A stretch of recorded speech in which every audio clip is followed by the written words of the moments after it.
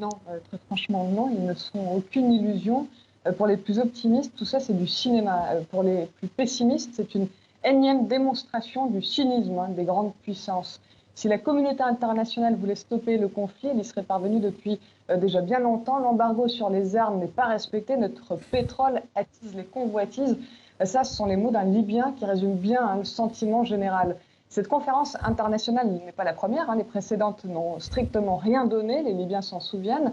Ces dernières semaines, l'internationalisation du conflit s'est accélérée. Ça nourrit une angoisse immense, une angoisse qui se transforme souvent en désespoir. Les mercenaires étrangers qui arrivent de plus en plus des deux côtés laissent penser aux Libyens que la guerre, Berlin ou pas, va durer très longtemps, que le pire est en fait à venir. Il y a vraiment un fossé absolument gigantesque entre la réalité du terrain et la diplomatie. Maureen, la Tunisie, je le disais, c'est un pays voisin de la Libye. Pourtant, Tunis n'a été convié que vendredi au sommet de Berlin.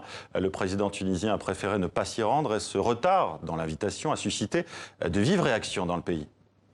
Oui, le ministère des Affaires étrangères s'est expliqué en disant en gros ceci, pas question de venir à la dernière minute alors que la Tunisie n'aura pas pu participer aux préparatifs de cette conférence. En langage non diplomatique, comprenez que la Tunisie est offensée et sidérée.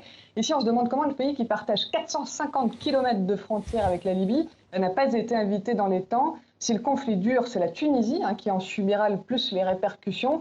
C'est un vrai camouflet pour la diplomatie tunisienne. Merci Maureen, merci en direct de Tunis.